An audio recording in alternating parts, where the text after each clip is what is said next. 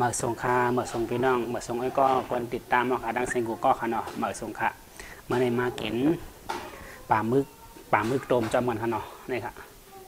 ปลาหมึกอ่อนค่ะเนาะปลาหมึกอ่อนต้มค่ะต้มให้กับน้ำจิ้มค่ะเนาะอันนี้ค่ะน้ำจิ้มเขาบอกเกี๊ยวดาวกล้วยค่ะเนาะสวัสดีทุกท่านนะครับขอบคุณที่รับชมทุกท่านนะครับวันนี้มาเจอกันอีกแล้วนะครับวันนี้มากินอันนี้นะครับหมึกลวกนะครับลวกมาเรียบร้อยนะครับกับผักแบบหมึกน้อยครับหมึกน้อยกับผักอะไรก็ไม่รู้ครับไม่รู้จักชื่อนะเนี่ยมาครับกินหมึกลวกนำกันครับพี่น้องมาครับทุกคนมาลองดูก่อน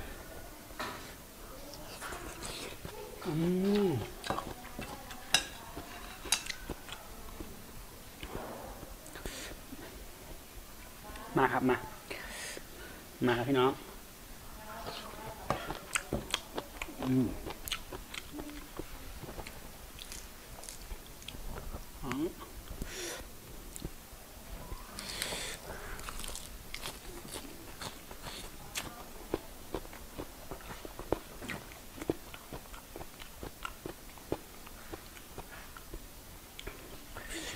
หมึกลวกครับซื้อมา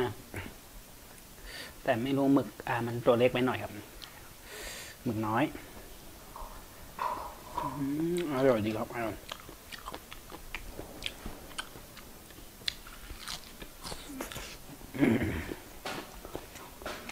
มาครับพี่น้องมา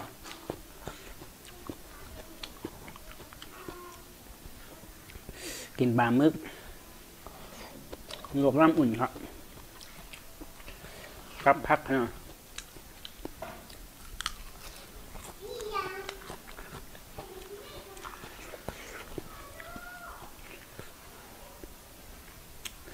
เผ็ดก็เผ็ดหวานก็หวานครับเนาะ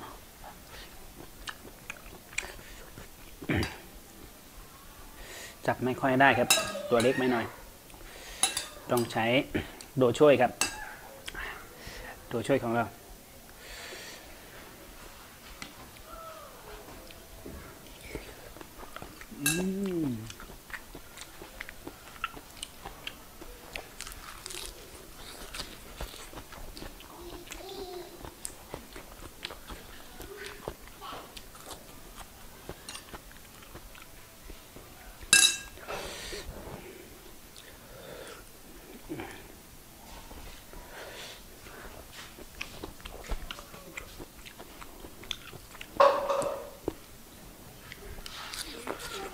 ผักนี่ก็กรอบมากครับกรอบมาก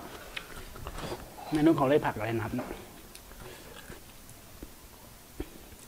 กรอบมากเลยครับอร่อย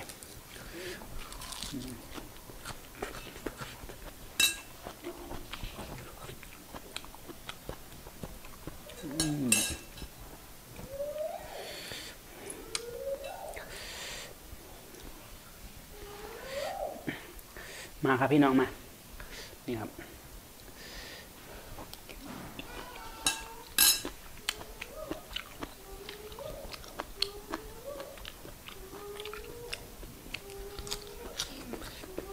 รูปเลย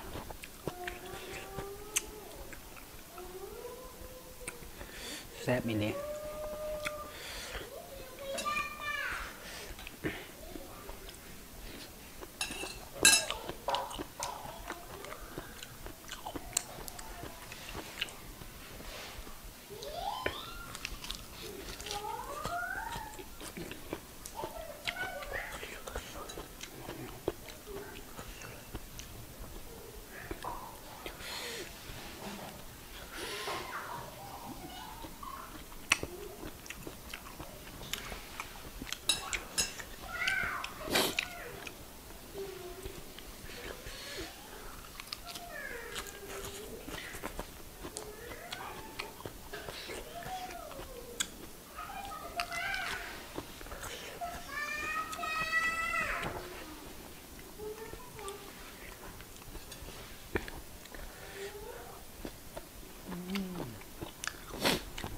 น้ำจิ้มจะเผ็ดไปหน่อยครับ ส่พริกเยอะไปหน่อย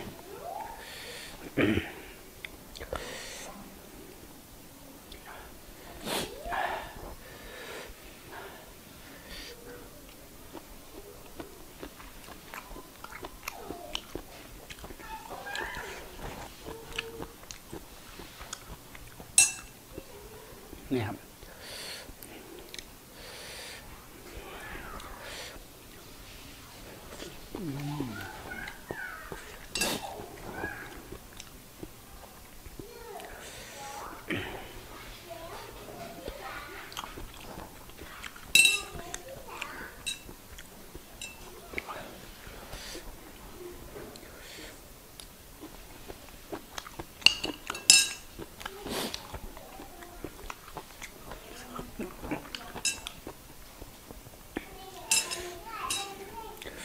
ทั้งเผ็ดทั้งอร่อย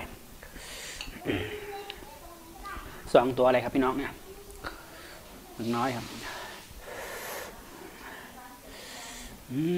คำใหญ่ๆเลย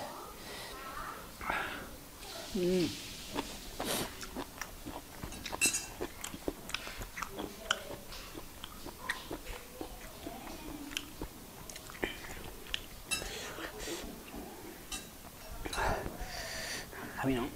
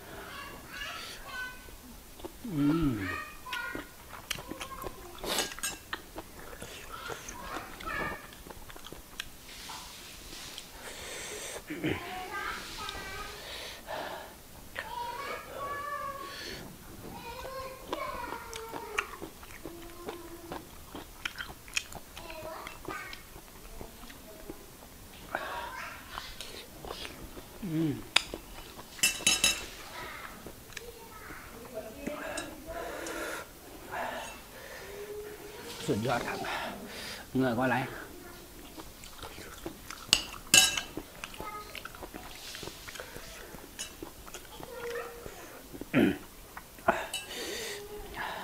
คำเดียว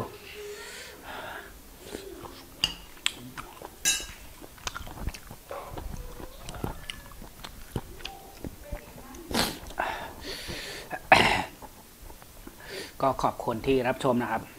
ขอกำลังใจคนละ1 ไลค์ 1 แชร์นะครับสวัสดีครับเดี๋ยวคลิปหน้าเจอกันใหม่ครับผมบ๊ายบาย